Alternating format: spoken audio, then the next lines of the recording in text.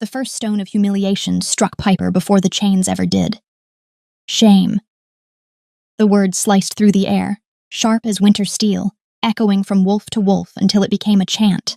Loud, merciless, impossible to escape. Shame. Shame. Shame. Piper lifted her chin as iron hands gripped her arms and dragged her forward through the heart of the pack. Snow crunched beneath her bare feet, cold biting into skin already numb, but she refused to flinch. She would not give them tears. She would not bow. Not here. Not now.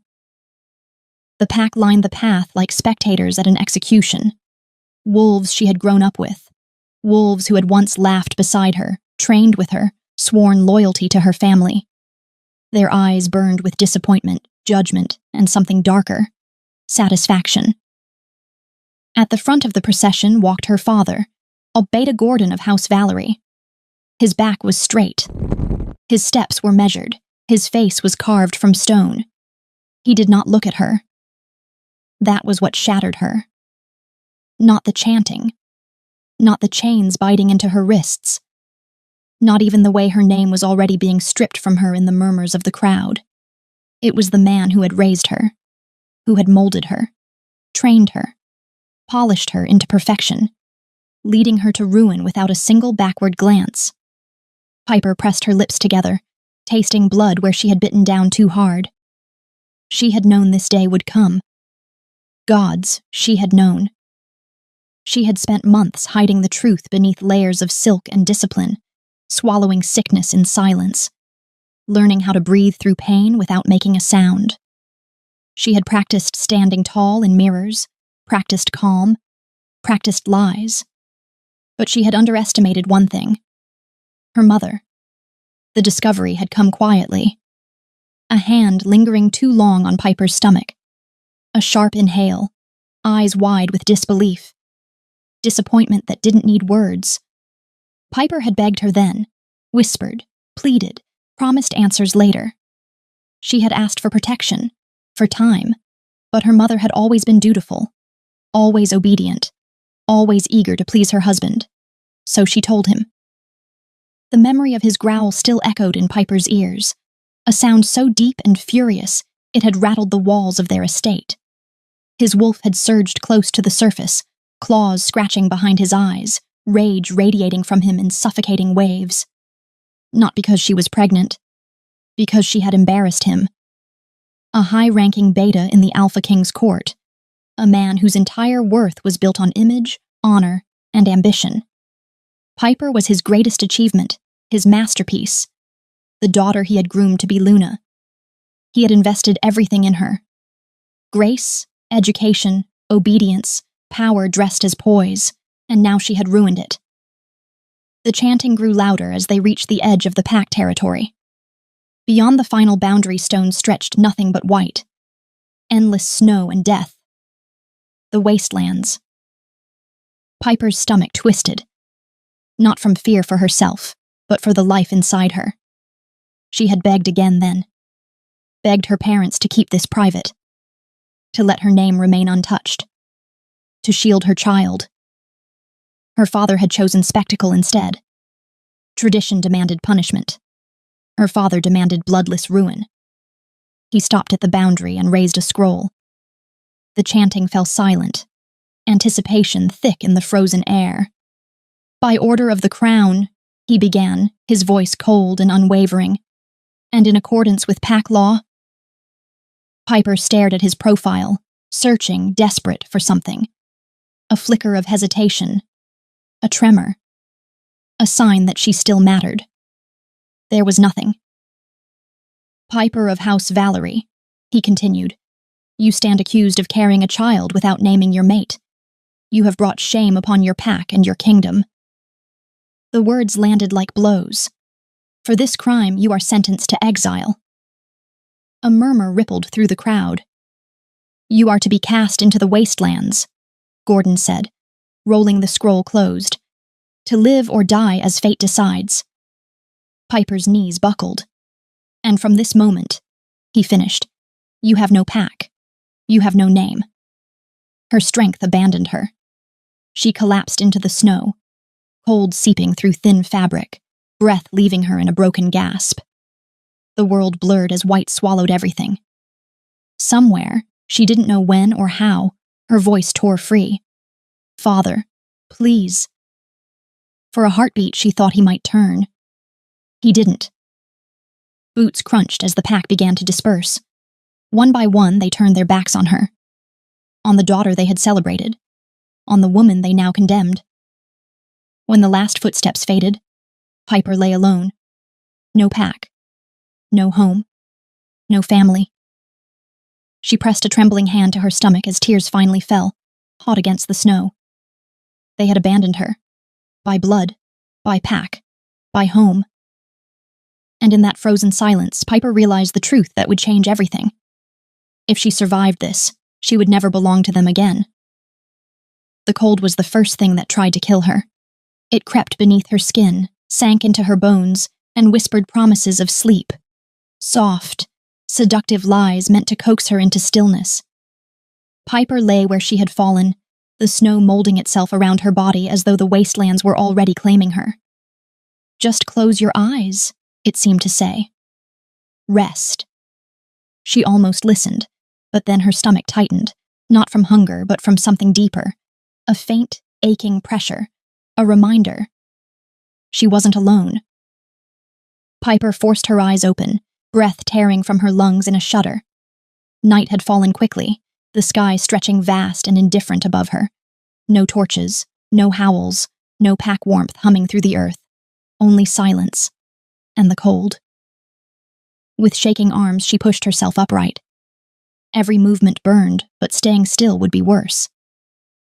She wrapped her arms around herself, fingers numb, teeth chattering as reality settled heavy on her chest. They had left her here to die. Her father had left her here to die. The thought ignited something sharp in her chest, not grief alone, but anger. Hot, simmering, dangerous. As the night dragged on, memories became her only company. She remembered being 5 years old, standing in the great hall with aching feet, while her governess corrected her posture for the 10th time that day. "A future Luna does not slouch," her father had said, his tone proud, distant. She remembered lessons that never seemed to end. History, diplomacy, strategy. How to speak without revealing too much. How to smile without appearing weak. How to listen, always listen, but never interrupt men who held power. She remembered her mother smoothing her hair late at night, whispering, "Your father only wants the best for you. The best." That phrase had shaped her entire life. Every choice measured against expectation. Every breath controlled. Piper had been raised not as a daughter, but as an offering. Carefully prepared, beautifully packaged, destined for the Alpha King. She had overheard the conversations more than once. Her father speaking in low, eager tones to nobles who nodded in agreement. She has the grace of a Luna. She has the discipline. She will make the Alpha King proud. Piper had believed it once. Believed that love could grow from duty. That her worth was proven through sacrifice. Now she lay alone in the wastelands, condemned by the same man who had built her into something he could parade. Her breath hitched as a bitter laugh escaped her throat. So this was her value. She curled inward as the night deepened, hands instinctively cradling her stomach. Fear crept in then, not loud, not panicked, but sharp and persistent. What if the cold reached the baby first? The thought sent panic slicing through her exhaustion. Piper forced herself to shift, to press her back against a rock partially shielded from the wind. She scraped snow aside with numb fingers, creating the barest hollow. "I won't let you die," she whispered, her voice hoarse. "Do you hear me?" Her teeth clenched as tears burned her eyes, not for herself, but for the tiny life depending on her. Her father might have cast her out. Her pack might have turned their backs. But this child had done nothing wrong. Memories of Roman surfaced then, unbidden. The warmth of his laughter in the pub. The way he had looked at her, not as a symbol, not as a prize, but as a woman. The way the world had felt quieter beside him. lighter. A promise made in the dark. I'll come back. She didn't know if that promise had been a lie, but she knew one thing with absolute certainty. She could not die here, not tonight, not ever. Because if she did, her child would never take a breath, would never feel warmth, would never know that its mother had fought for it with everything she had. Piper dragged herself to her feet as dawn threatened the horizon, pale light bleeding into the sky. Her legs trembled violently, threatening to give out again, but she stayed upright through sheer force of will. The wasteland stretched endlessly before her. No paths, no markers, no mercy. She had no destination, no plan. Only a single truth anchoring her to life. They might have declared her dead, but she wasn't finished surviving. Piper took one step forward, then another, and with nothing guiding her but instinct and defiance, she began to walk, into the unknown, carrying her future inside her, determined to live long enough to make the world regret abandoning her. By the second day, Piper no longer felt her feet. She knew they were there only because pain flared dully with every step. A distant, echoing reminder that her body was still moving forward even as her strength drained away. Snow swallowed her calves, sometimes her knees, forcing her to lift each leg high before setting it down again. One step, then another. The world had narrowed to white and breath and heartbeat. Her throat burned with thirst, her tongue thick and useless in her mouth. When dizziness threatened to send her sprawling, Piper dropped to her knees and clawed at the snow, scooping handfuls into trembling palms. She cupped them close to her chest, waiting for body heat to do what fire could not. The melted water tasted thin and empty, but it was life. She drank slowly, carefully, afraid that if she rushed, her body would rebel. Hunger came next. Not the sharp ache of a missed meal, but a deep gnawing that hollowed her out, made her limbs feel heavy and her thoughts sluggish. By the third day, her stomach cramped so fiercely she had to stop walking altogether, bending forward as nausea surged. She retched into the snow, bringing up nothing. "Stay with me," she whispered, pressing both hands to her belly. "Please, stay." There were moments, terrifying moments, when the wastelands tried to claim her mind as well as her body. Shapes shifted at the edges of her vision. Shadows stretched too long.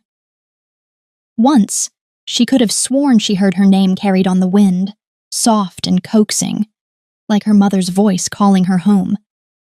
She didn't answer. She kept walking.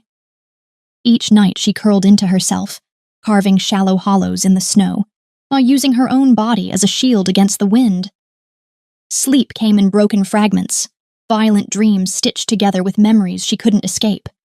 Her father's voice, the chanting crowd, Roman's smile. On the fourth day, her legs finally betrayed her. Piper stumbled, catching herself just before she face-planted into the snow. She lay there gasping, heart hammering wildly, the sky spinning above her. Panic rose sharp and sudden. This is it. Her body shook uncontrollably as tears burned free, freezing on her cheeks almost instantly. She dug her fingers into the snow and screamed, raw and wordless, until her throat tore. No one answered. Something inside her snapped. Anger surged through the exhaustion like fire through dry grass. She slammed her fist into the ground, pain shooting up her arm, grounding her back into her body. "No," she growled, forcing herself upright. "Not yet." She staggered forward again, breath ragged, vision swimming. The fifth day dawned gray and merciless. Piper no longer counted steps. She barely noticed the cold. Her body moved on instinct alone, driven by something deeper than will, something primal and desperate.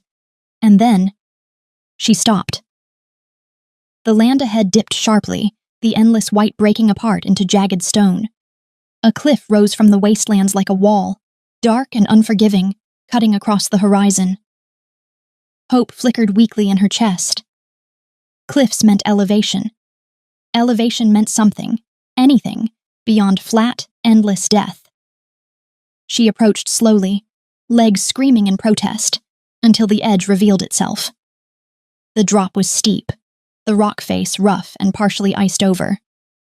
Climbing it would be madness, but madness was better than lying down to die. Piper placed her hands against the stone. It was cold, unyielding, but solid. She tested a foothold, then another, pulling herself upward inch by agonizing inch.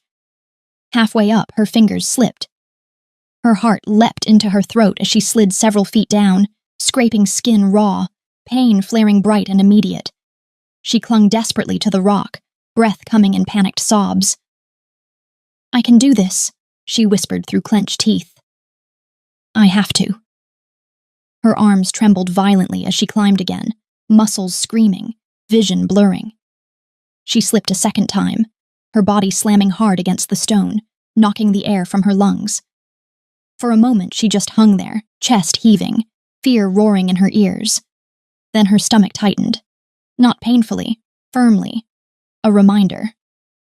Piper snarled, raw determination flooding her veins, and hauled herself upward with a strength she didn't know she still possessed.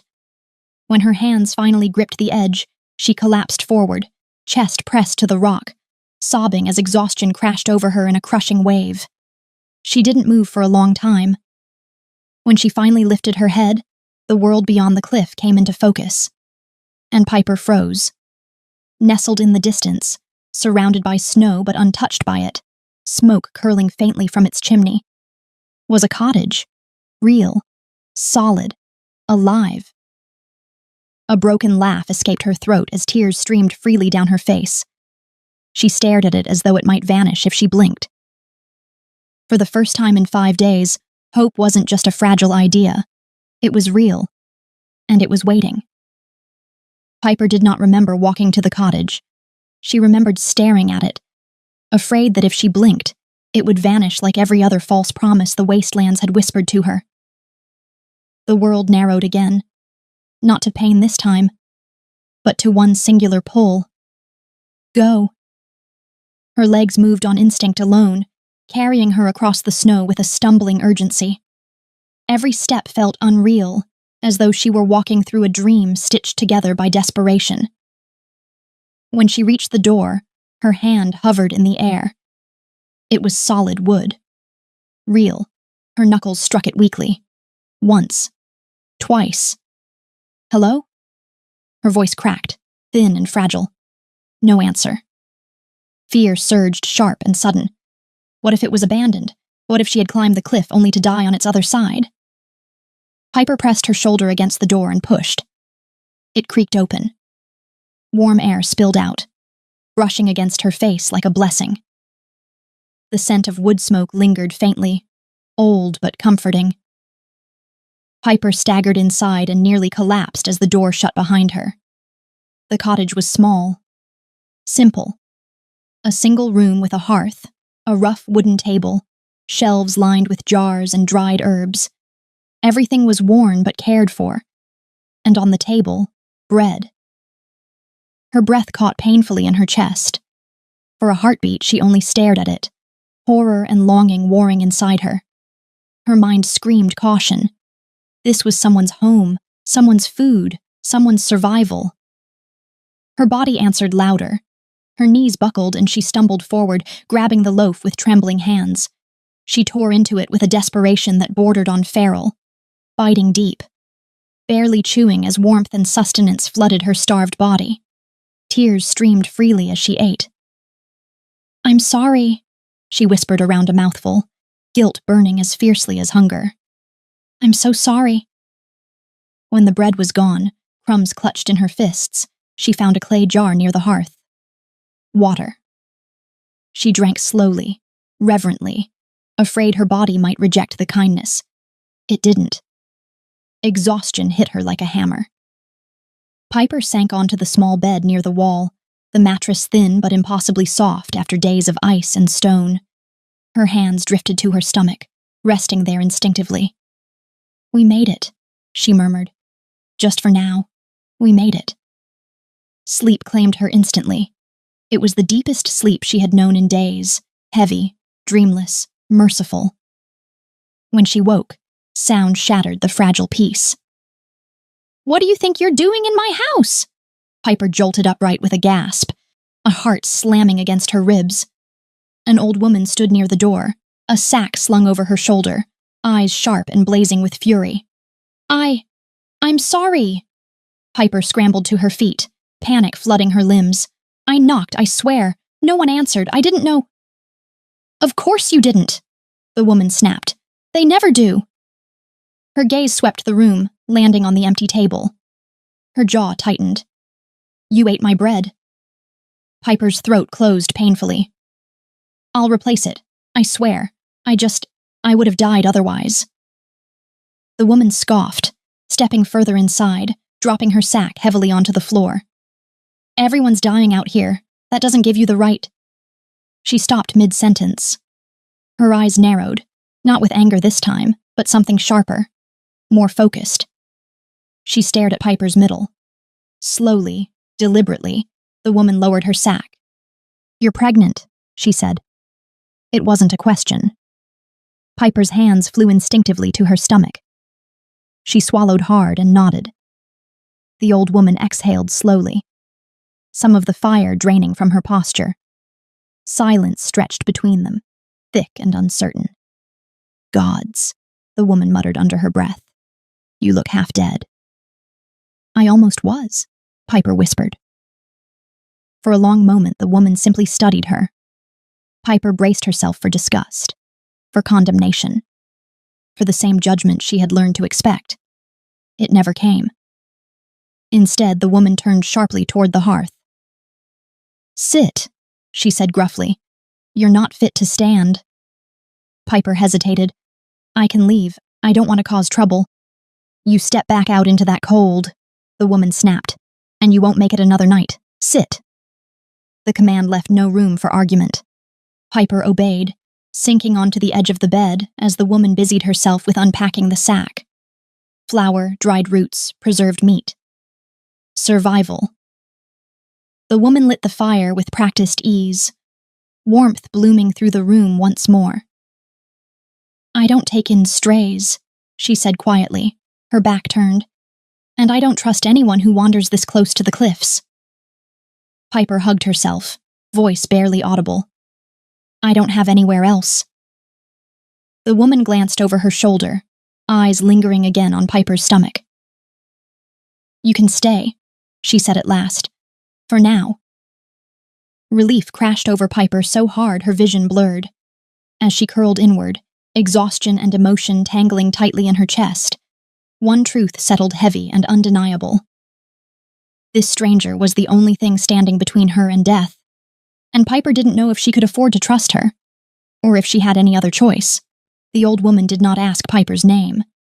She did not ask where she came from, who had put the child inside her, or why a young, pregnant woman had wandered into the wastelands half dead and alone. Instead, she ladled soup into a chipped bowl and set it on the table. Eat, she said simply. Piper stared at the steam curling upward, her hands trembling as she wrapped them around the bowl. The smell, broth, roots, something savory she couldn't place, made her throat tighten painfully. Thank you, she whispered. The woman grunted and turned back to the hearth. Piper ate slowly, forcing herself to savor each swallow. Warmth spread through her chest, down into her limbs, easing pain she had grown accustomed to ignoring. Tears blurred her vision, but she blinked them away, unwilling to cry over something as simple as food. Yet it wasn't just the soup. It was the silence. No accusations, no judgment, no demand for explanations she wasn't ready to give. When she finished, the woman took the bowl without comment and refilled it halfway, setting it back down. You'll eat again later, she said. You're carrying more than yourself now. Something inside Piper cracked. She nodded, unable to speak. The days that followed slipped into a quiet rhythm. The woman, who still had not given her name, rose early, stoking the fire before dawn. Piper woke each morning to warmth instead of ice, to the smell of wood smoke instead of death. At first, she insisted on helping despite the woman's sharp looks. She gathered snow in buckets and set them near the hearth to melt. She swept the floor. She chopped what little firewood she could manage, ignoring the ache in her arms and the way her legs sometimes trembled beneath her. The woman watched her carefully, saying little. By the third day, she took the axe from Piper's hands without ceremony. "You'll strain yourself," she said, "and I won't have that." "I can still work," Piper protested weakly. The woman fixed her with a stern look. "You are working, just differently now." She began assigning Piper gentler tasks, sorting herbs, kneading dough, stirring pots over the fire. It was strange how natural it felt, how easily Piper fell into the quiet domesticity of it all. No expectations, no perfection demanded. Just existing. One afternoon, Piper's hands stilled in the dough as the woman adjusted her grip gently, guiding her fingers with a patience Piper had never known. "Not too tight," the woman murmured. "You'll make it tough." Piper swallowed, her chest tightening unexpectedly. Her mother had never touched her like that. Her lessons had been precise, formal, always corrected from a distance. There had been rules even in affection. Appropriate times, appropriate gestures, appropriate reasons. Here there was none of that. When Piper grew tired, the woman noticed before she did, pushing her toward the bed with a firm hand. "Rest." When Piper woke from nightmares, breath ragged and heart racing, she found a cup of warm water waiting beside her, as if the woman had known. Once, Piper apologized for crying. The woman snorted. "You'd be stranger if you didn't." The words settled into Piper's bones, loosening something knotted tight inside her. It happened one evening as they sat near the fire, the wind howling faintly outside. The wastelands kept at bay by stone and flame. Piper stared into the flickering light, her hands resting over her stomach as the baby shifted faintly beneath her skin. The movement startled her every time, wonder braided tightly with fear. The woman noticed. "First child?" she asked quietly. Piper nodded. The woman hummed, poking at the fire. "You're doing fine." Piper's breath hitched. "I was told I was shameful." The fire popped softly. "Pregnancy is not a crime," the woman said flatly. "Never has been, never will be." Piper turned to her, eyes wide. The woman met her gaze without flinching. "Anyone who says otherwise has forgotten where life comes from." Silence followed, heavy, but not uncomfortable. That night, Piper lay awake long after the fire burned low, staring at the ceiling. The woman's words echoed in her mind, simple and absolute in a way nothing in Piper's life ever had been. Pregnancy is not a crime. It shouldn't have felt revolutionary. And yet it did. Days passed, snow continued to fall beyond the cottage walls, but inside, time softened. Piper's body regained a little strength. Color crept slowly back into her cheeks. Her laughter, quiet and surprised, returned one evening when the woman burned the bread and cursed at it viciously. It was then, watching the woman's lined face soften in the firelight, that Piper realized something else. This woman lived alone. No pack scents clung to the cottage. No voices ever echoed from beyond the cliffs. No signs of visitors. No traces of a life shared. The question settled in Piper's chest, heavy with curiosity and empathy. That night, after they finished eating, Piper stared into the fire, nerves fluttering uneasily in her stomach. She took a breath. "Why do you live out here?" she asked softly. The woman went very still, and Piper wondered, suddenly, sharply, if she had just stepped too close to a wound that never healed. The fire cracked softly, a single ember shifting as though unsettled by Piper's question. For a long moment, the old woman said nothing. Her hands rested still in her lap, fingers knotted together, eyes fixed on the flames. The cottage felt suddenly smaller, the air heavier, as if Piper had disturbed something long buried. "I didn't mean to pry," Piper said quickly, regret tightening her chest. "You don't have to answer, I know," the woman interrupted quietly. She exhaled, slow and controlled, then turned her gaze to Piper. Not sharp this time, but guarded, wounded. "You first," she said. "You didn't come out here by accident." Piper swallowed. The firelight painted the walls in amber and shadow, making the moment feel unreal, suspended between past and present. Her hands drifted to her stomach, fingers splaying protectively. "I was raised to be perfect," she began softly. "Not loved, prepared." The words surprised her with how easily they came. "My father groomed me from childhood. Every lesson, every breath, it was all meant to make me worthy of someone else's throne." Her voice trembled, but she pressed on. "I was taught how to smile, how to speak, how to disappear when necessary." The woman's jaw tightened, but she didn't interrupt. "I wasn't allowed to want things," Piper continued. "Only to be wanted." She stared into the fire, memories flickering behind her eyes. "The pub was my rebellion, a place where no one bowed, where I could be nothing special." Her lips curved faintly at the memory. "That's where I met Roman." The name felt warm on her tongue. Dangerous. "He was kind," Piper said. "Quiet, out of place, just like me. He didn't know who I was. Or if he did, he never treated me differently." She paused, her breath catching. With him, the world felt smaller. Safer. The woman shifted, something uneasy stirring in her gaze. "One night we drank too much," Piper whispered, "laughed too hard, and when he kissed me, it wasn't possession.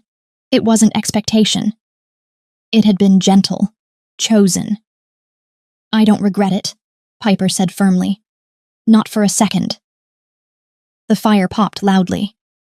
"When I realized I was pregnant, I knew what it would mean," Piper went on. "For him, for the kingdom, for my child." She looked up then, meeting the woman's eyes. "Roman wasn't a commoner," the woman stilled. "He was the Alpha King." Silence slammed down between them. The woman's breath left her in a sharp exhale, her hand flying instinctively to her chest. For a moment, Piper thought she might stand, might shout, but instead her shoulders sagged. "Gods," she whispered. "That's why." Piper nodded. "If I had named him, it would have destroyed him, undermined the crown, and my father—" Her voice hardened. "My father would have used it as leverage." She pressed her palm to her stomach. "So I stayed silent. For my child. For him." "And paid for it with exile," the woman said quietly. "Yes." The firelight revealed moisture gathering in the woman's eyes. She turned away, blinking rapidly, her breathing uneven.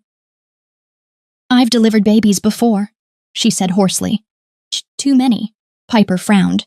"You never said—" "I didn't lose them," the woman cut in, voice breaking. "I lost her." The word fractured between them. Her hands shook now, knuckles white. She couldn't speak further. Piper's chest constricted painfully. "That's why you live alone," Piper said softly. The woman nodded, a single tear slipping free. "I couldn't stay." Every cry sounded like hers. She turned back to Piper, reaching out before she seemed to realize what she was doing. Her hand settled over Piper's. "You did right," she said fiercely. "Protecting your child is never shameful." Emotion surged so suddenly Piper could barely breathe. "I was so afraid," she whispered. "I know," the woman said, pulling her into a firm embrace. "You're safe now." Piper clung to her, sobbing quietly, the weight of secrets finally lifting. Then, pain lanced through her abdomen, sharp, sudden, stealing her breath. She gasped, fingers digging into the woman's sleeve. "Something's wrong." The woman stiffened instantly, all softness gone. Her hands moved to Piper's belly, her expression turning grim. "When did this start?" she demanded. "Just now," Piper panted. "It hurts." Another wave hit, stronger this time, forcing a cry from Piper's throat. The woman swore under her breath. "It's too soon," she muttered. "Much too soon." Piper's heart slammed wildly as fear surged anew. Outside, the wind howled against the cottage walls, and somewhere deep within her, life pushed forward, ready or not. Roman returned to the kingdom beneath banners snapping in the wind, armor scarred and blood-stained, his wolf still humming with the restless aftermath of war. Cheers rose as he passed through the gates, soldiers pounding fists to chests, nobles bowing low. But none of it touched him. His eyes searched the crowd. She wasn't there. He told himself it meant nothing. Piper had never been one for spectacle. She would be waiting where she always waited, where the world forgot titles and crowns, the pub. By nightfall, Roman stood inside it dressed as a commoner, the familiar haze of smoke and ale wrapping around him like memory. He chose the same table, ordered the same drink, let his gaze linger on the door longer than was reasonable. Minutes passed, then an hour. The laughter around him grated. His wolf stirred, uneasy, a pacing beneath his skin. She promised, the beast growled. Roman clenched his jaw and took a long drink, eyes never leaving the entrance. Piper was never late. Not once. Even on nights she slipped away from her duties, even when she was afraid, she had come. He waited until the candles burned low. She never did. Something cold settled in his chest. The next morning, Roman summoned Beta Gordon. Piper's father arrived promptly, spine stiff, expression carefully schooled into respectful neutrality. Roman watched him closely, cataloging every twitch, every pause. "I heard you returned victorious," Gordon said, bowing. "The kingdom rejoices." Roman nodded absently. "Your daughter," he said, making it sound like an afterthought. "Where is she?" The question struck like a blade. Color drained from Gordon's face. My daughter?" he echoed, lifting his head too quickly before catching himself. His surprise was genuine, poorly hidden. "Your Majesty, I wasn't aware you knew her personally." Roman's wolf surged, teeth bared. "I asked where she is," Roman said, voice even, but deadly quiet. For a heartbeat, just one, Gordon hesitated. "I'm afraid Piper had an emergency," he replied smoothly. "She was required to leave the kingdom," Roman's wolf snarled. "An emergency," Roman repeated, voice calm, eyes sharp. "She didn't mention this to me." Gordon inclined his head. "It happened suddenly." Too suddenly. Roman leaned back in his chair, studying the man. "When will she return?" Another pause. Shorter this time, practiced. "She won't," Gordon said, "not for some time." Roman felt it then. Something wrong, something rotten beneath the words. His wolf pressed hard against his control, demanding truth, demanding blood. But Roman said nothing. He dismissed Gordon with a nod, masking the fury coiling tight in his chest. The moment the doors closed, Roman rose. If Gordon wouldn't tell him the truth, someone else would. That night, the Alpha King shed his crown. Roman pulled on simple leathers, dulled his scent, and slipped into the city as a commoner.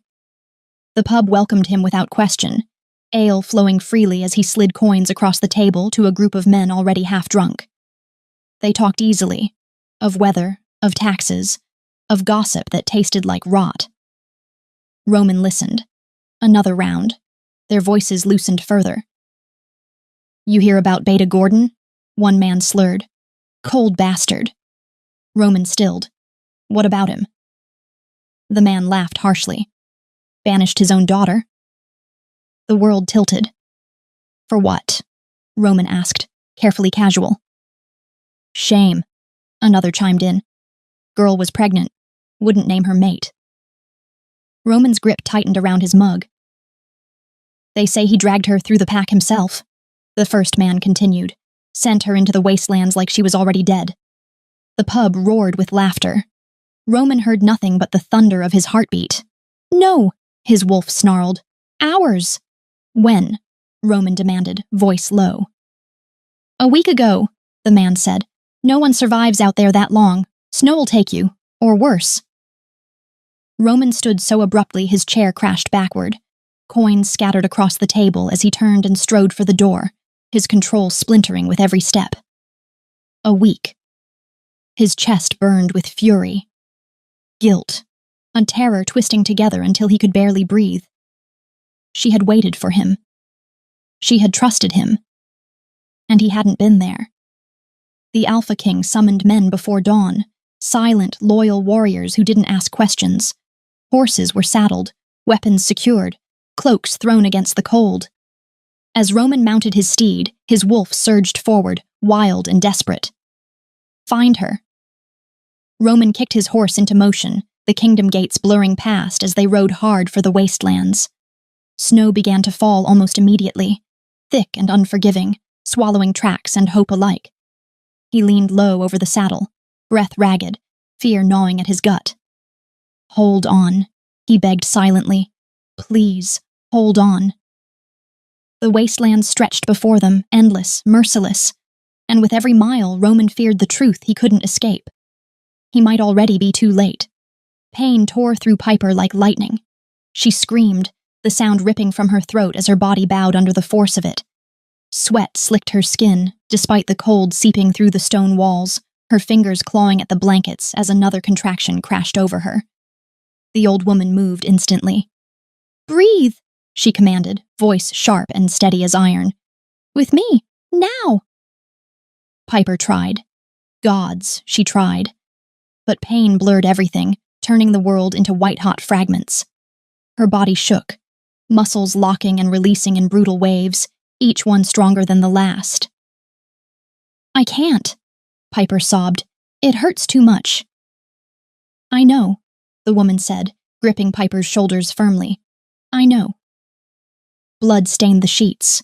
The sight of it sent terror spiraling through Piper's chest. Something's wrong, she gasped. Please. The woman's jaw tightened, but her hands never wavered. You're laboring hard because you've been running from death for days, she said. Fear makes the body fight itself. You must let go. Another contraction slammed into Piper, stealing her breath completely. She cried out, tears streaming freely as panic clawed up her throat. I won't lose you, the old woman said fiercely. Not again. The words sliced through the haze. Again? Piper panted. The woman swallowed, emotion breaking through the cracks in her control. I've held too many women like this, she said, voice rough. And once, I held my daughter. Her hands trembled now, but only for a heartbeat. She didn't survive, the woman whispered, but you will. The wind howled outside, slamming snow against the cottage walls like fists. The fire crackled violently, shadows dancing across the room as Piper screamed through another wave of pain. Push, the woman ordered. Not yet, but soon. Piper shook her head, terror flashing in her eyes. I'm not ready. You don't get to be ready, the woman snapped gently. You get to be brave. Something primal surged inside Piper. Rage, fear, love all braided together. She dug deep, deeper than exhaustion, deeper than pain, reaching for the same stubborn will that had carried her across the wastelands. I won't die, she gasped. I won't.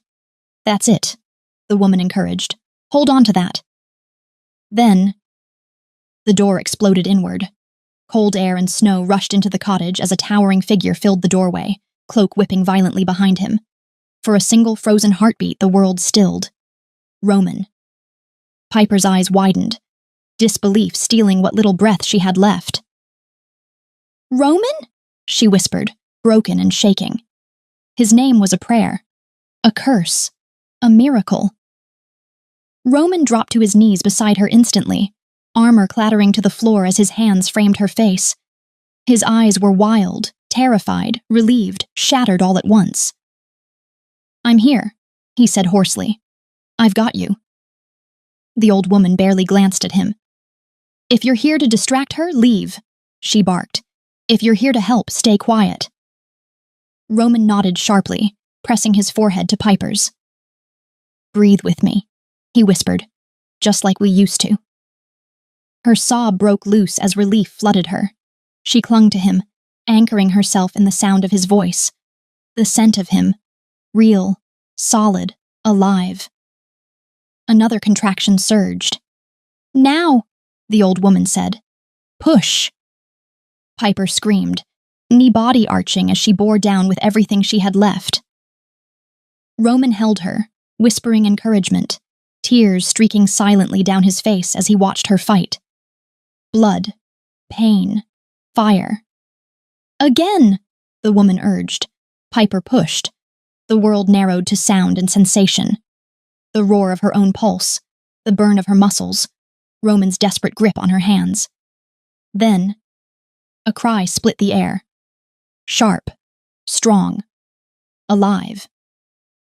The sound pierced through the storm like dawn breaking over night. Piper collapsed back against the pillows, sobbing as the pain ebbed suddenly, leaving behind a hollow, aching relief. The old woman lifted the baby with reverent care, her own tears falling freely now as she wrapped him in cloth. "He's strong," she whispered. "You did it." Piper turned her head weakly, eyes searching. Roman stood frozen. The world had stopped for him entirely. The old woman stepped toward Piper, then paused, looking at Roman for the first time since he arrived. "Come," she said quietly. She placed the bundle gently into Piper's arms. Roman's breath left him in a broken sound as he saw his child. A son, small, perfect, crying with fierce indignation at the world. Piper smiled through tears. "All this? Just for you," she murmured. Roman dropped beside them, one trembling hand reaching out, hovering before finally touching the tiny fist that curled instinctively around his finger. His wolf went utterly still. In that moment, blood-stained and exhausted, surrounded by snow and fire, Roman knew the truth with devastating clarity. This child was his heart, and he would burn the world before he ever let it be taken from him. The storm passed by morning. Snow lay thick and quiet around the cottage, softened by dawn's pale light, as if the world itself were holding its breath. Inside, the fire burned low and steady. Piper lay propped against pillows, her body aching in a way that felt earned rather than cruel. Her son slept against her chest. Roman sat beside the bed, unmoving, as though afraid that if he shifted even an inch, the moment might shatter. His hand rested protectively over both of them, his touch reverent, almost disbelieving. "I will protect you," he said quietly. "Both of you. With my life, if I must." Piper didn't look at him. She traced the curve of her son's cheek with one finger, watching his tiny chest rise and fall. The vow settled heavily in the air. Beautiful. Too late. Unfinished. "You weren't there," she said at last. Roman's breath caught. "I waited," Piper continued, her voice calm in a way that cut deeper than anger. "Every night I went to the pub. I told myself you would walk through the door any moment. I believed you." She turned then, eyes bright but dry. "When my parents dragged me through the pack, when they sentenced me to die in the wastelands, I waited for you." Roman bowed his head, guilt carving deep lines into his face. "I failed you," he said hoarsely. "There is no excuse that will make it right." Silence stretched between them, broken only by the crackle of the fire and the soft sound of their child breathing. "I went to war believing you were safe," Roman went on. Believing that when I returned I would find you where I left you." His jaw clenched. "I should have come sooner. I should have looked harder." "Yes," Piper said simply. The word landed with quiet finality. Roman looked up, eyes shining with unshed tears. "Tell me what you need from me." Piper studied him for a long moment. She saw the man she had loved, the king he was, the stranger he had become through absence. "I don't need promises," she said. "I need truth, and I need justice." Roman nodded. "Then I will give you both." The old woman entered then, carrying warm water and fresh cloth. She moved with the same practiced calm she always had, but something had shifted, something lighter in her eyes. "He's strong," she said, nodding toward the baby. "He'll do well." Piper smiled softly. "Because of you." The woman waved it off. "Because of you."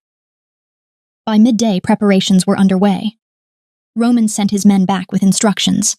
A carriage would be brought, lined with furs, warmed against the cold.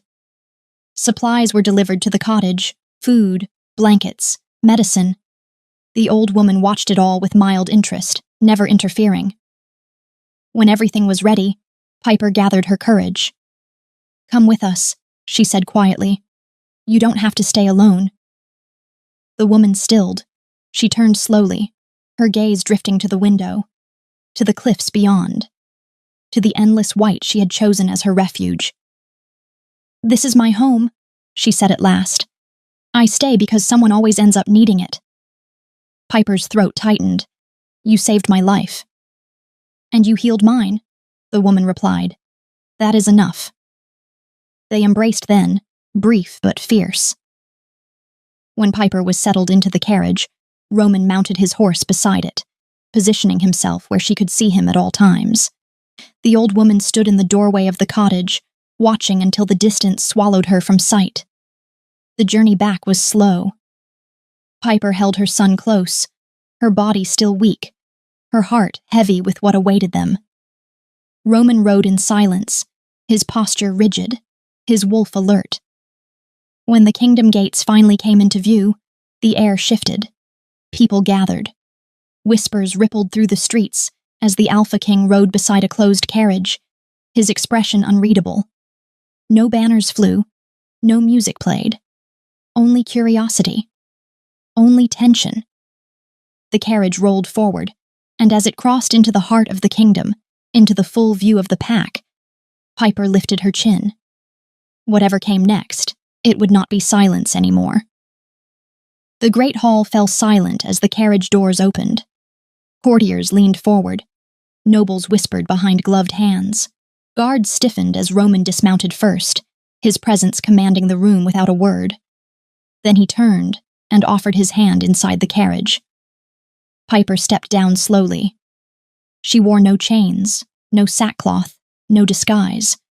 Her dress was simple but regal, fur-lined against the cold, her spine straight as steel. In her arms, wrapped securely against her chest, slept a child the kingdom had already condemned once without knowing his name. A murmur rippled through the hall. Roman moved to her side, not ahead of her, not behind, beside, and together they walked forward as the court gathered in full. Lords, ladies, advisors, and warriors filled the space beneath the vaulted ceiling, eyes fixed on the woman who had returned from exile. "Bring them," Roman said. Piper's parents were escorted in. Her mother looked as though she might faint. Her father, once Beta Gordon of House Valerie, stood rigid, eyes darting between Piper and the child in her arms, understanding dawning with terrible clarity. Roman raised his hand. "I summoned this court to correct an injustice," he said, his voice carrying effortlessly, "and to speak a truth long buried under silence." He turned to Piper. "For weeks this woman suffered for a crime she did not commit," he continued. "She was exiled for carrying a child while refusing to name her mate." A hush fell so deep it rang. "That mate," Roman said, placing a steady hand at the small of Piper's back, "is me." Gasps exploded through the hall. Piper felt the shock roll outward like a wave, but she did not flinch. She lifted her chin, meeting the stares head-on. "She protected the crown," Roman went on. "She protected her child, and she paid for it with blood, snow, and near death." He faced the court fully now. "This child is my son, heir of my blood, and his mother." Roman turned back to Piper, his gaze unwavering, "is my equal." Silence crashed down again, heavier than before. Piper's parents moved as one. They fell to their knees. "Forgive us," her mother sobbed, reaching forward. "We didn't know. We were afraid. We thought we were doing what was right." Her father bowed his head low, voice strained. "I failed you as a father. Please, let us make amends." Piper looked at them, at the woman who had always chosen obedience over protection, at the man who had valued ambition over love. She felt no satisfaction, only distance. "And the daughter you're begging forgiveness from," Piper said quietly. Died in the wastelands. Her mother gasped. I begged you to protect me, Piper continued. I asked you for trust. You chose appearance. You chose silence. She shifted her son slightly, holding him closer. I survived without you. I became something you no longer get to claim. Her parents froze.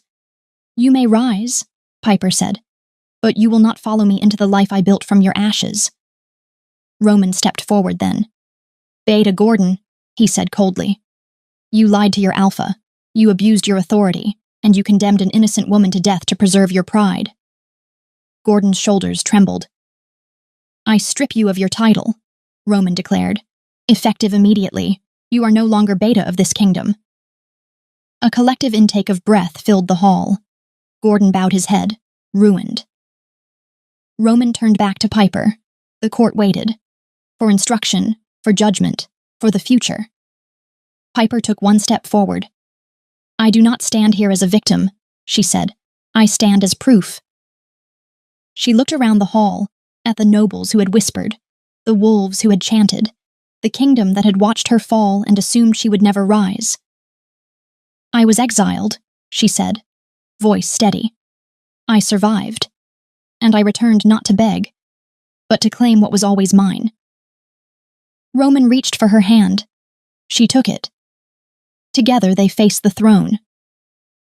Piper stood tall beside the Alpha King, not groomed, not offered, not sacrificed, but chosen. And the crown at last bent toward the woman who had earned it. The kingdom would remember many things about that day. They would remember the silence that fell when the truth was spoken. The way the Alpha King stood not above, but beside, a woman once cast into snow. The moment the pack realized exile had not broken her. But Piper would remember something else. She would remember the cold that tried to claim her. The nights when survival was an act of defiance. The hands that fed her without judgment. The love that arrived late, but arrived all the same. She would remember that power did not come from crowns or bloodlines. It came from choosing to live. In time, the pack would learn her name again. Not as a whispered warning. Not as a shameful memory. But as a reminder. A reminder that a woman is not ruined because she refuses to be owned. That silence can be an act of protection. That survival is not weakness. It is transformation. Piper did not return to reclaim what was taken from her. She returned to redefine it. She stood now as a mother, her son warm against her heart. As a mate, not claimed by command, but by choice. As a woman who crossed death and came back carrying life in her arms. And when the snow fell again upon the wastelands, it did not feel the same. Because somewhere beyond it, a cottage still stood. A fire still burned. And a story once written in shame had been rewritten in blood, love, and truth. This was not the end of Piper's story. It was the moment the world finally learned who she had always been.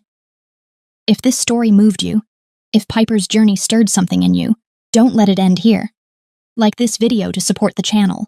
Subscribe for more immersive Shifter romance audiobooks. And tell me in the comments, would you survive the wastelands, or would they break you? The next story is already waiting. And trust me, it begins where silence ends.